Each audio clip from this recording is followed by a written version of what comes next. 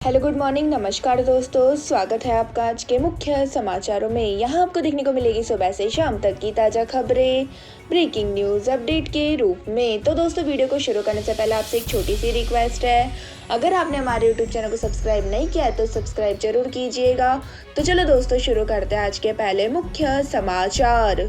उत्तराखंड में जारी हुआ नकल विरोधी कानून, पकड़े गए तो उम्र कैद के साथ देना होगा 10 करोड़ का जुर्माना। तो दोस्तों उत्तराखंड में पेपर लीक मामले में सख्त नकल विरोध कानून का अध्यादेश जारी किया गया है।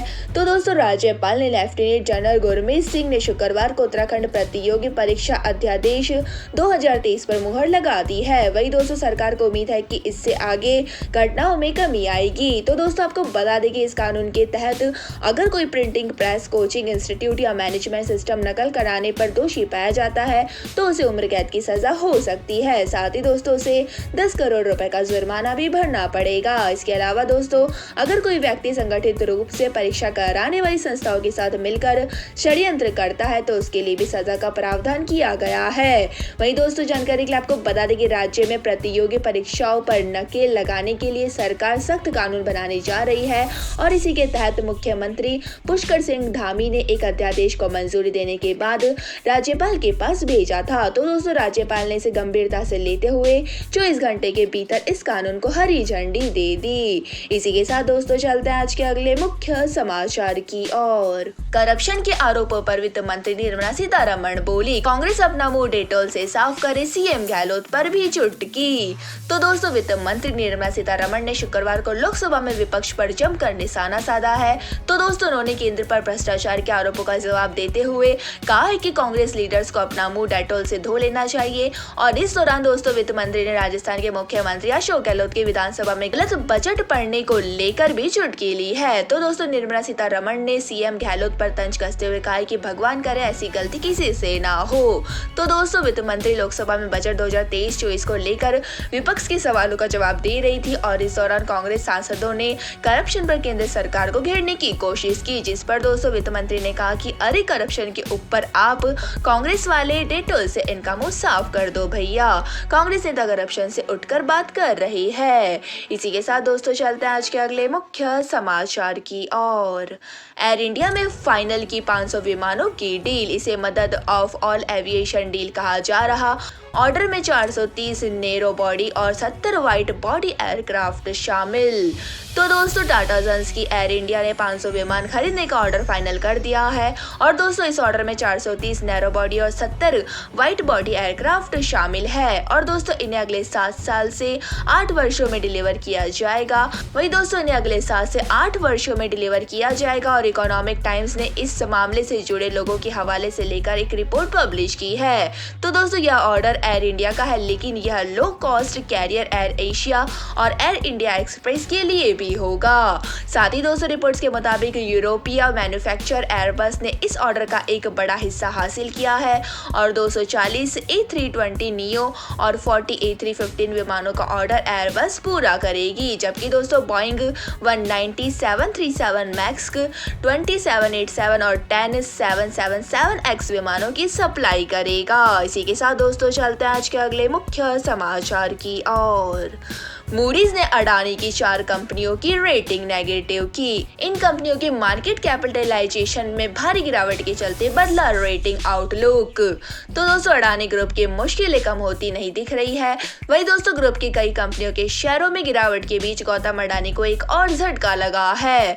तो दोस्तों अब मूडीज इन्वेस्टर सर्विस ने ग्रुप की 4 कंपनियों की रेटिंग आउटलुक को स्टेबल से बदलकर नेगेटिव कर दिया है और दोस्तों मूडीज ने Adani green energy, Adani green restrict group, Adani transmission step 1 और अडानी इलेक्ट्रिसिटी मुंबई लिमिटेड को अब नेगेटिव रेटिंग आउटलुक के तहत रखा है। तो दोस्तों मूडीज इन्वेस्टर सर्विस के अनुसार इन कंपनियों के मार्केट कैपिटलाइजेशन में भारी गिरावट के चलते रेटिंग आउटलुक को नेगेटिव किया गया है। इसी के साथ दोस्तों चलते हैं आज के अगले मुख्य समाचार की ओर। मोदी बोले आपके वोट से त्रिपुरा में कुशासन हटा, कहा पहले चंदे के नाम पर लूट मची थी, अब यहाँ डर नहीं सुरक्षा का का माहौल। तो दोस्तों प्रधानमंत्री नरेंद्र मोदी त्रिपुरा में है और दोस्तों उन्होंने धलाई जिले के अम्बासा में चुनाव रैली को संबोधित किया। वही दोस्तों पीएम ने कहा है कि राज्य में एक बार फिर भाजपा की सरकार बनेगी और पहले त्रिपुरा में एक ही शब्द सुनने को मिलता था चंदा, और इन्होंने 3 दशक तक चंदे के नाम पर लोगों को लूटने का लाइसेंस देकर रखा था और हमने त्रिपुरा के लोगों को चंदा चंदा करने वालों से मुक्त कर दिया है। तो दोस्तों पीएम ने कहा है कि राज्य में अब डर नहीं, सुरक्षा का माहौल है। त्रिपुरा के गरीबों, युवाओं, माताओं, बहनों, जनजातियों के लिए पार्टी ने नए लक्ष्य तय किए हैं और पार्टी ने उन्हें पूरा करने का संकल्प लिया है। वही राज्य के लोगों को याद रखना है, आपके एक वोट की शक्ति से त्रिपुरा वामपंथ के कुशासन से मुक्त हुआ है। वही दोस्तों आपको जानकारी के लिए बता दें कि त्रिपुरा के मुख्यमंत्री माणिक साह ने कहा है कि आज कांग्रेस के दफ्तर से सीपीएम का झंडा निकलता है और सीपीएम के दफ्तर से कांग्रेस का झंडा निकलता है। इसी के साथ दोस्तों चलते हैं आज के अगले मुख्य समाचार की ओर। नेपाल में road, rail line, check post बनवा रहा भारत। दोनों देशों के बीच सीमा चौकियों के विकास और नई चौकियों के निर्माण पर जोर। तो दोस्तों अपने निकटतम पड़ोस में चीन की बढ़ती गतिविधियों को नाकाम करने के लिए भारत के सीमावर्ती क्षेत्रों से नेपाल में ढांचागत परियोजनाओं पर बड़े पैमाने पर निवेश करने की रणनीति अपनाई है। तो दोस्तों यह रणनीति एक तरह से चीन को करारा जवाब है। वही दोस्तों भारत विरोधी वातावरण बनाने के लिए बीजिंग नेपाल में म्यांमार तक और बांग्लादेश से श्रीलंका तक इंफ्रास्ट्रक्चर परियोजनाओं में सशर्त निवेश कर वहां की सरकारों को अपने आर्थिक जाल में घेरता आया है।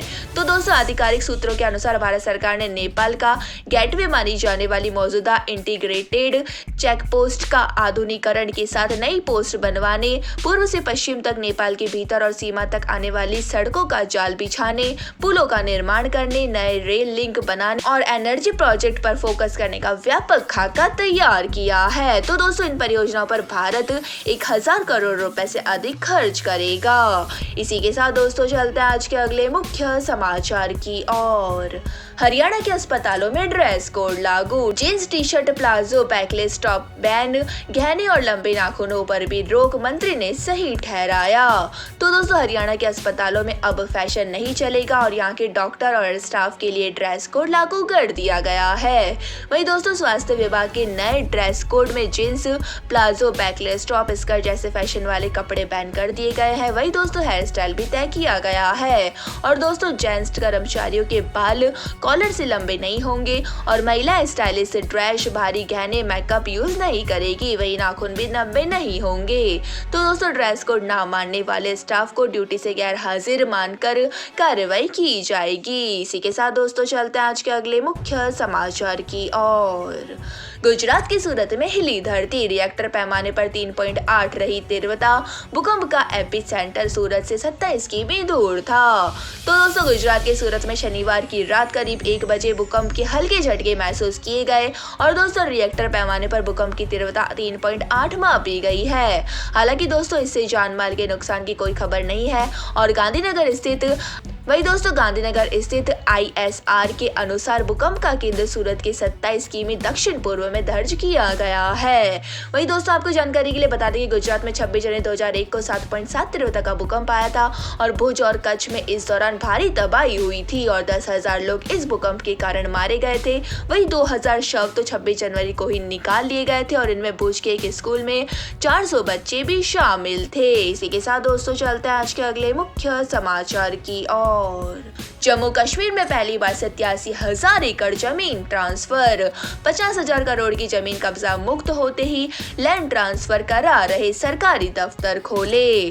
तो दोस्तों कश्मीर में 1 महीने से चल रहे अतिक्रमण हटाओ अभियान में पहली बार प्रशासन तुरंत कार्रवाई को अंजाम दे रहा है और दोस्तों अब तक लगभग 50,000 करोड़ रुपए की प्रॉपर्टी को कब्जा मुक्त कराकर लैंड ट्रांसफर किया जा रहा है। और दोस्तों सरकारी सूत्रों के अनुसार लगभग 87,000 एकड़ की सरकारी भूमि को हाथों हाथ सरकारी दफ्तरों को सौंप दिया गया है। वही दोस्तों पूर्व में छेड़े गए अतिक्रमण हटाओ अभियान में देखने में आता था कि प्रशासन कब्जा हटाकर सरकारी तख्ती वगैरह लगाकर खाना पूर्ति कर देता था और दोस्तों कुछ समय बाद अतिक्रमणकारी यहाँ पर फिर कब्जा ले लेते थे। वही दोस्तों इस बार प्रशासन ऐसा करने का मौका ही नहीं दे रहा है और अभियान में आम लोगों की बजाय इस बार रसूखदारों पर भी कड़ी कार्रवाई की जा रही है। तो दोस्तों यह थे हमारे आज के मुख्य समाचार। इसके बाद दोस्तों बारी आती है आज के माइंड क्यूज क्वेश्चन की। तो दोस्तों आज का माइंड क्यूज क्वेश्चन आपकी स्क्रीन पर आ चुका है। मनुष्य के दिमाग का वजन कितना होता है? जी हाँ दोस्तों, अगर आप जानते हैं मनुष्य के दिमाग का वजन कितना होता है तो फटाफट से हमारे सवाल का जवाब दें, कमेंट्स करें और जल्दी से जीत लीजिए एक शानदार सरप्राइज गिफ्ट आइटम। धन्यवाद दोस्तों, जय हिंद।